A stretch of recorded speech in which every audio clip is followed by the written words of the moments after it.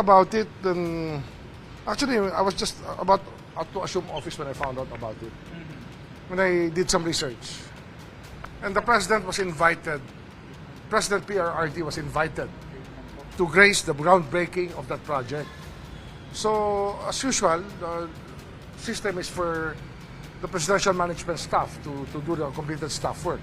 That's where they found out that the joint venture was entered into by Bucor together with a private corporation without the permission of the DOJ. At that time, Secretary Guevara. So, the president didn't go to that groundbreaking. And you know that when there is an unsolicited proposal of that nature, it's supposed to go through a Swiss challenge. There are rules for joint venture agreements and unsolicited proposals. And I cannot accept that because, first of all, I do not want to privatize Bilibid. I do not believe that we should be selling property as a country. Ang tawag natin dyan, patrimonial property of the state. Ano yan eh? Nakatitulo yan sa Republika ng Pilipinas. Sa pag-may-ari niyan, lahat ng taong bayan, kayong lahat may-ari niyan, tayong lahat may-ari niyan. Kaya hindi pwede yan i-dispose na isa kahit isang tao lamang. Kahit mayroong isang batas na sinasabing Bucor Modernization Law, it does not give plenary powers to anybody to dispose of government property. It has to go through a process. A privatization yan eh. Privatization has to go through the council, it has to go to the Department of Finance, it has to be approved by the Secretary of Justice, it has to be approved by the President. Marami hong approval process yan. So, far out yung idea na yan. You have no plenary power. Even the SOJ has no power over that. It has to go through the process. Sir, do we know the details about the JPA? Kasi may sinasabing 65-35. Yes, that's, if I recall, that's the proposal, and there's land to be exchanged, and they will build the jail. Yung Bilibid, lilipat mo lang sa ibang lugar, so you're still putting up a mega prison somewhere else. And as I told you, penology does not anymore agree with the idea of a mega prison. The worldwide trend in penology does not agree with the idea of a mega prison. That's why it's a useless idea. It's not really good for our times. And ang sabi ko nga, I've told my position to the President that if ever we are able to relocate Bilibid, it should be for a government center and for parks purposes so that people in Metro Manila at least have somewhere to go. Diba? Do we know if the President ultimately disapproved of the project? Because I understand there's a memo from SOJ Guevara recommending the disapproval. It was never acted upon. It was not acted. Yes, because it's like a midnight deal. Kasi palabas na yung administration. And I don't think they were inclined to do that. No? I don't think they were inclined to do that. Ano maging hakbang natin following the mga recent discoveries of Newport with General Bang? Well, all of us, syempre the Ombudsman will be informed of all of these developments. It's our duty to inform the Ombudsman of all of these developments because apparently some of them are not within legal bounds. No? Some laws will probably have been violated by some of these supposed projects. By the way, no, that was supposed to be a treasure hunt for Nagsalita treasure. Originally, I was told by Director General Bantag about it, and I told him to stop it. I told him to stop it. No, it was supposed to be a treasure hunt. That's what he told me before. Yun ang sinabi niya sa akin. So maybe sometime August or September, he told me about it. Anong basis niya, sir, for saying that? Sinabi niya sa akin sinabi niya, he opened up to me about it. And I told him, wag mo nang gawin yan. Diba? It's, Did he have any permit? Did he need to ask? I don't know. Because I have so much on my hands. I cannot inspect every inch of square ground in Bilibid. Diba? Marami naman tayong trabaho dito. We have 10 agencies under the DOJ. Sir, ako, question lang ako tungkol sa UPR. Yes. Ask ko lang po kung may mga, Jacob Lazara pala of BDI, may mga tungkol dun sa recommendations na in-accept po natin. Yes. May mga specific instances po ba na nire-refer yung recommendations sa yun? For example, the drug war killings, the Linis detention, journalist killings, ganun po. Ano yan, ina-accept natin marami dyan no? 200 of them we accepted. Yung hindi lang natin tinanggap dyan, yung mga culturally reprehensible Like what, sir? Abortion. I don't think that we're ready for the idea of over-the-counter abortion. I don't think we want that. Yung sinabi mo, sir, na merong iba na walang solid basis na recommendations. Well, Like for example, no, parang automatically in the drug war, EJK na kagad. You should not conclude. You have a conclusion of fact and law when something happens. You don't do that. Kasama po yun sa mga recommendations. Marami. There are 297. We accepted 200. Yung out of the 200, kasama din doon on alleged killings under the drug war. Basta hindi Ano yan eh, that's something that we're doing something about already. The alleged killings in the drug, we're doing something about that already. So we accept it. Yes, sir. Why should you reject something that's there already? So aside from the drug war, may mga iba po bang cases, for example, the detention of political prisoners or sa yun nga po sa mga media people that are being attacked, ganun po, disinformation, ganun. Marami. I don't have the list right now. I'd like to show you the list when we kasi we have until I think December to submit our position on everyone. Pero sir, ask ko na lang po na after accepting these recommendations, ano po yung next step natin? Well, we work on it. Kasi some of them, actually most of them are in process already. That's why we accept them. Some of them do not even know that we're already doing it. Some of them don't even know that we already ratified some of the treaties. But just to say, we accept them. Sir, 200 more than the same previous 103 lang yung accept. Now, 200 recommendations. Is this a sign that the administration is going to be more open to the international community? I think that's very obvious. We're more open now. Yeah. More invitations? They're telling us to rejoin the ICC.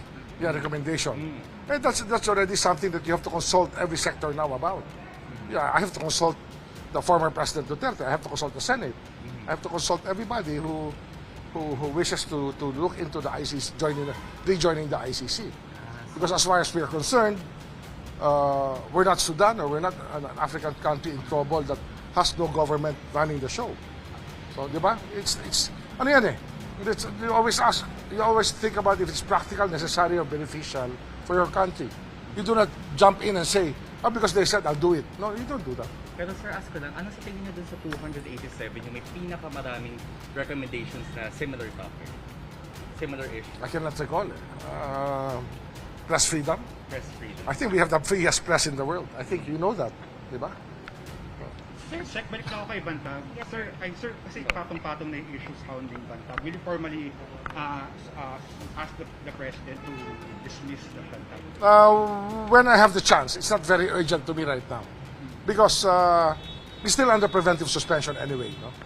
And that automatically gives him a hold or departure order because you cannot travel without a travel permit when you are a member of government. Di ba? So, there's a convenience to it. And you're subject to the laws of this country. Diba?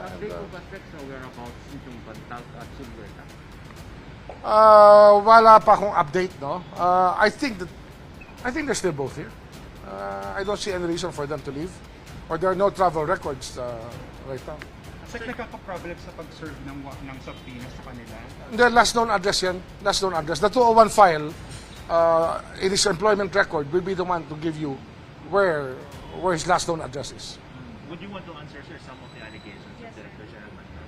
For example, yung video daw ni First Sinapit. Hindi, ito yan. No? Name calling is the name of the game. No? Okay. I do not engage in that. I think at our level here, we do not do that. And I don't think media should even give it at the time of day for people to go name calling.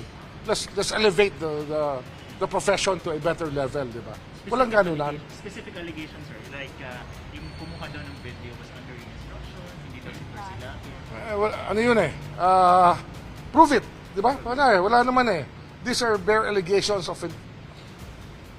I don't wanna say anything. Sir, allegedly may dalawang nasa WPP daw na gusto ninyong palayain na PDA. I have no knowledge of that. Herman Agogo, sir.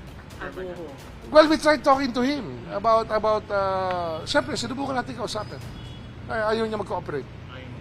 Pero hindi So siya far, tinuturo- wala. Hindi siya tinuturo ni Escorial. No, his name was mentioned by another informant. That's why we picked him up. That's why we asked to talk to him. But he hasn't given he hasn't shown any cooperation or knowledge.